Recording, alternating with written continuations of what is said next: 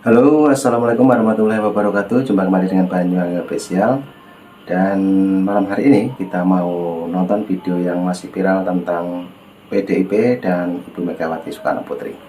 Dan kemarin setelah ada Rakernas ya, Ibu Megawati Soekarno Putri menyatakan katanya provokator. Jadi bagaimana videonya nanti kita saksikan bareng-bareng. Dan jangan lupa like, komen, dan subscribe di channel ini Banyuwangi Official. Oke, untuk videonya mari kita ambilkan dulu. Nanti setelah menonton video ini silakan teman-teman untuk berkomentar, dan menurut Anda bagaimana? Kita simak videonya. Bu Mega provokator, ya saya sekarang provokator demi kebenaran dan keadilan. Dan atas nama PDI Perjuangan kami mengucapkan beribu-ribu terima kasih kepada seluruh rakyat Indonesia yang dengan penuh semangat dan kecintaannya selalu mendukung PDI Perjuangan hingga tetap berdiri tegak, tetap menjadi pemenang pemilu legislatif 3 kali berturut-turut. Tidak apa-apa, tadi kan ada banteng penuh panah. Saya bilang nggak apa-apa kok, kita tahan banting kok. Berani apa tidak? Takut apa tidak? Nanti katanya saya Bu Mega provokator. Ya, saya sekarang provokator demi kebenaran dan keadilan. Wenai. Ngerti kan? Ngerti kan yang dimaksud? Ya udah. Hah? Bu Mega mengakui dirinya sebagai provokator? Berani apa tidak? Takut apa tidak? Berani apa tidak? Takut apa tidak? Nah gitu dong, berani. Nanti Nah, ini langsung ditanggapi oleh para netizen kita teman-teman ya, yaitu warganet Indonesia.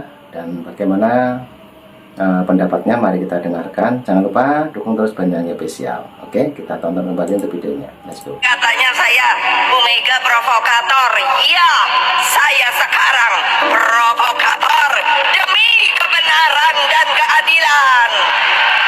Wow, dalam Rakernas PDIP kemarin Bu Megawati mengatakan dirinya sebagai provokator. Waduh, walaupun saya yakin ya provokator itu tidak selamanya identik dengan hal-hal yang negatif. Ada juga hal-hal yang positif.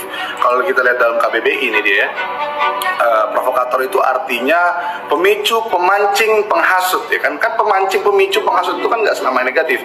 Ada juga pemicu yang baik, penghasut yang baik. Contohnya Bu Megawati memicu Pak Jokowi dan kader PDIP mesra kembali, kan bisa ya kan? Walaupun saya tahulah di hati Bu Megawati, di hati Pak Ganjar, Pak Mahfud dan seluruh kader PDIP mungkin Pak Jokowi sampai hari ini kok nggak memenangkan PDIP lagi dan segala macamnya ya. Itu kan kontestasi yang kemarin. Sekarang kan Pak Prabowo Gibran sudah memimpin ya kan, sudah menjadi presiden dan wakil presiden terpilih, sudahlah. Nanti kan bisa main lagi di 2029 ya, walaupun kalau PDIP ngajukan Pak Ganjar lagi ya saya yakin mungkin kalah lagi. Tapi saya yakin Bu Megawati pasti bisa menjadi pemicu, pemancing agar seluruh kader PDIP dan Pak Jokowi mesra kembali seperti sedia kala. Sama halnya seperti 2019 yang lalu, Pak Prabowo walaupun kalah menurunkan ego, Pak Jokowi menang menurunkan ego juga dan bersatu untuk membangun negara. Kuncinya ada pada Bu Megawati ya. Kalau Bu Megawati perintahkan ya seluruh kader PDIP dan Pak Jokowi mesra kembali, pasti mesra kembali ya. Dan Pak Ganjar, Pak Hasto saya harapkan jangan ikut-ikutan dulu ya. Udah nanti aja 2029 kan bisa main lagi ya. Pak Ganjar presiden, capresnya, Pak Hasto wakilnya, cocok tuh ya. Walaupun saya rasa mungkin kalah. Siapa yang mau insaf? Siapa yang mau insaf?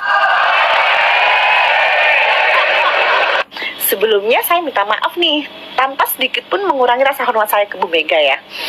Saya cuma mengingatkan aja Bu, ingat nggak sebelum adanya Pilpres pada saat HUT PDIP ke 50 waktu itu Ibu bilang apa?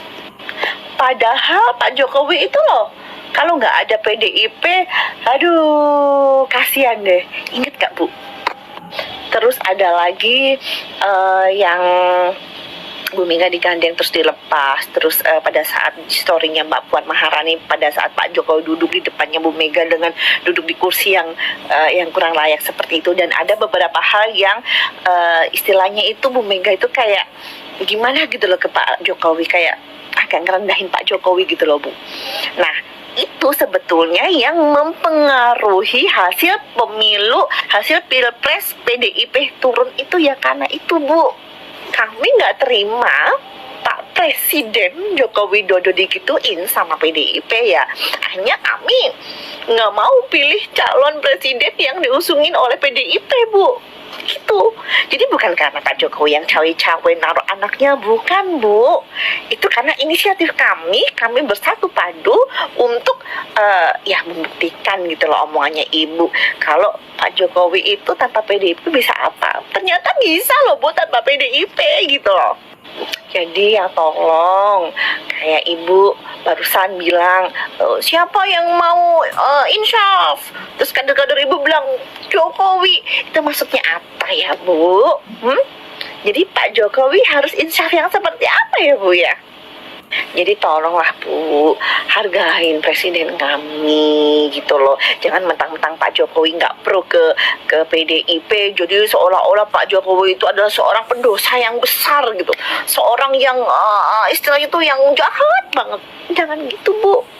Ingat ya Bu, masih ada pilkada 2024. Ya semoga aja ya pilkada ini ya masih dimenangin PDIP, semoga aja. Semangat. Saya sekarang provokator demi kebenaran. Sing tenang Mbah, sing tenang.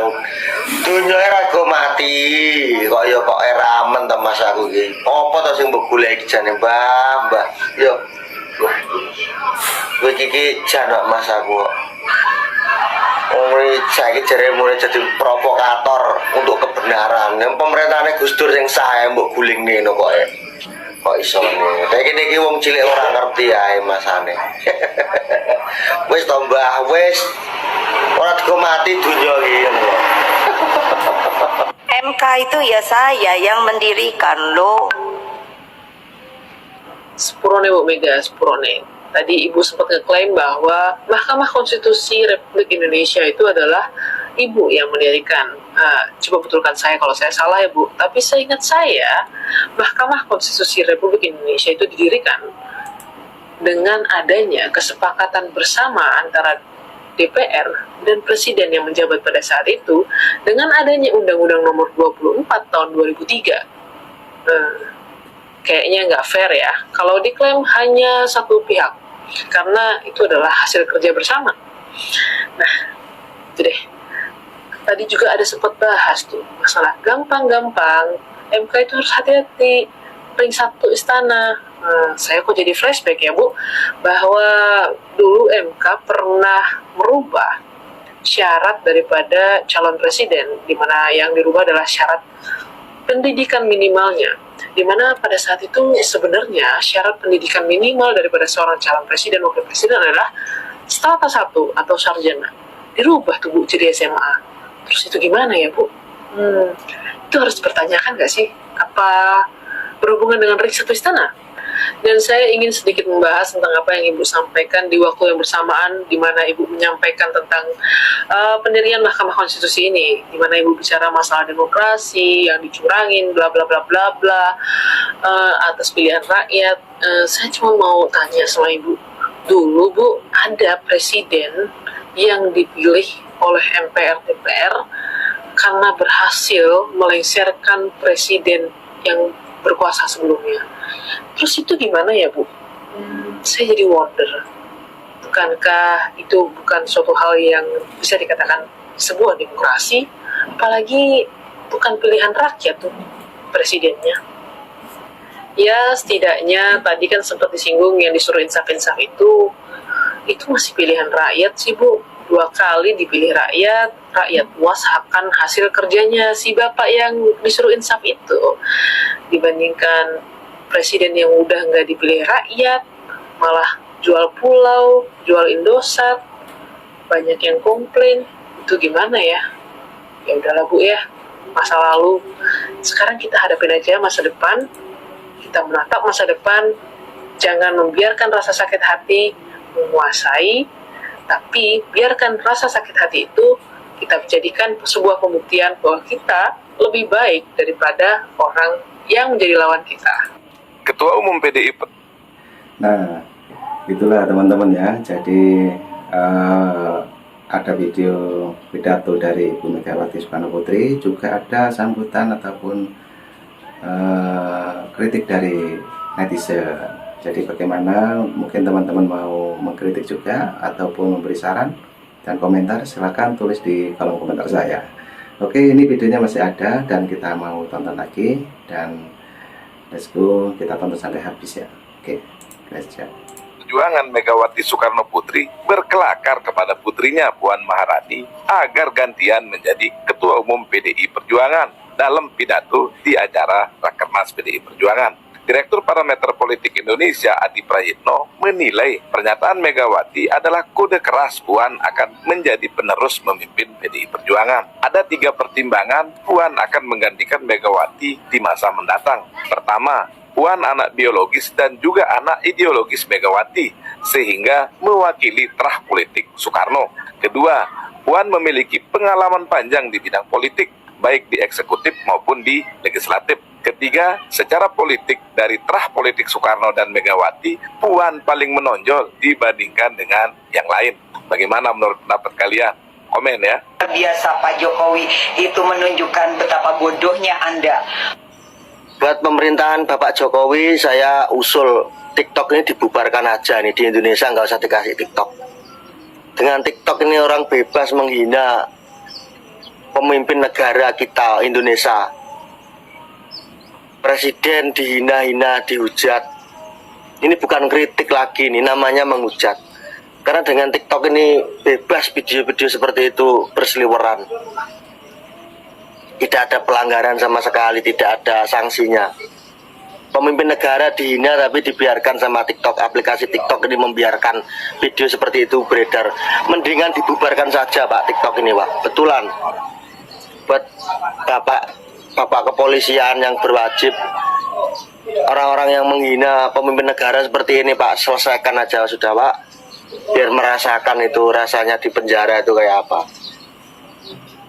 Kami sebagai orang kecil ini sakit hati Pak mendengar omongan-omongan seperti itu yang menghina pemimpin negara.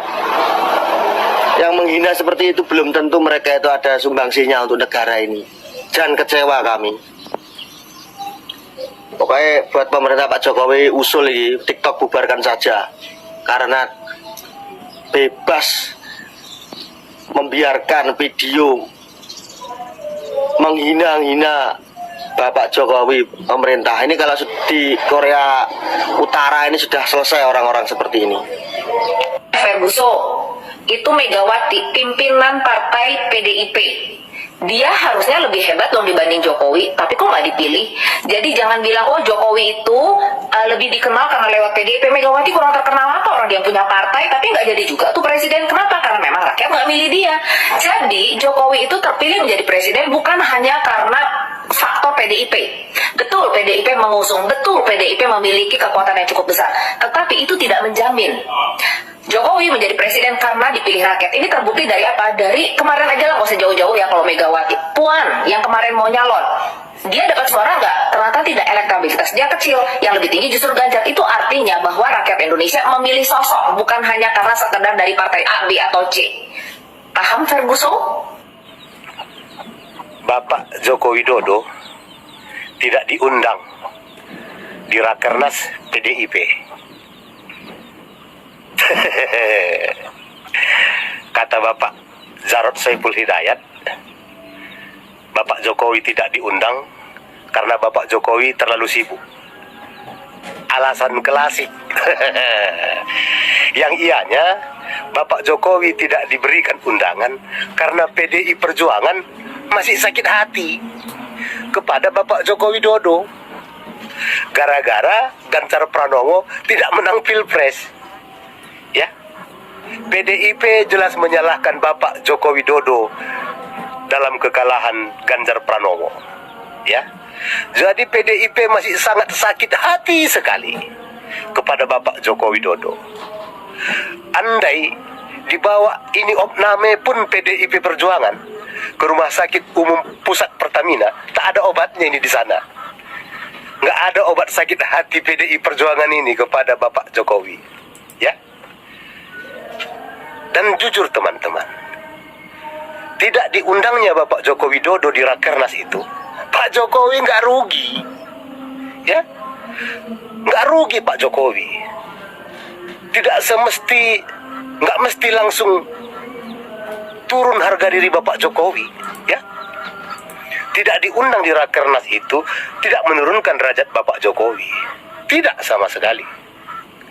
Yang ianya dengan cara tidak mengundang Bapak Joko Widodo, PDI Perjuangan telah menunjukkan kepada publik, kepada rakyat negeri ini, siapa mereka sebetulnya. Ya. Mereka telah tunjukkan wajah-wajah asli mereka semua. Ya. Lagi pula kan Rakernas itu biasa. Bukan hal yang sangat istimewa. Bukan hal yang sangat sakral, tidak. Setiap partai melakukan itu setiap tahun. Ya, ada rapat koordinasi, ada rapat kerja. Setiap partai ada itu. Partai kecil sekalipun. Ya. Jadi ini kan yang menggembar-gemborkan cuma kader-kader PDI Perjuangan saja.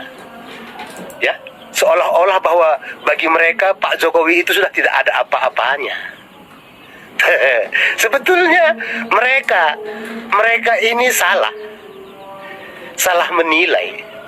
Rakyat melihat dengan cara mereka tunjukkan aslinya PDI Perjuangan itu seperti apa. Ya, mereka tunjukkan muka mereka tunjukkan wajah mereka yang asli kepada rakyat negeri ini. Ya, jadi nggak rugi Pak Joko Widodo. Seperti itu dia, tidak menurunkan derajat Pak Jokowi, tidak diundang di Rakernas itu. Ya, tidak menurunkan derajat Pak Jokowi, sama sekali tidak.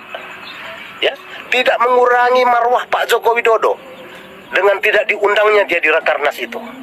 Sama sekali tidak. Yang ianya PDI Perjuangan melakukan itu dengan tidak mengundang Bapak Joko Widodo. Mereka menunjukkan wajah asli mereka kepada rakyat negeri ini. Rakyat yang membuat nilai tanpa perlu berbicara, tanpa perlu berkoar-koar. Rakyat membuat nilai. Ya. Nah, seperti itu dia.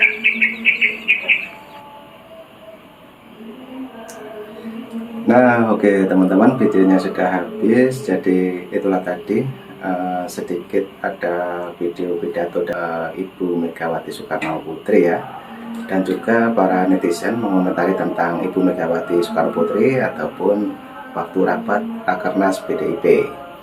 Oke, jadi bagaimana menurut teman-teman semua yang sudah menonton? Silahkan komen di kolom komentar saya. Dan Banjang Official mengucapkan terima kasih semuanya. Nanti juga ada video lagi yang lebih seru dan menarik, tentunya viral sekali. Oke, terima kasih. Dan saya ucapkan salam buat keluarga. Assalamualaikum warahmatullahi wabarakatuh. Terima kasih. Thank you. Bye-bye.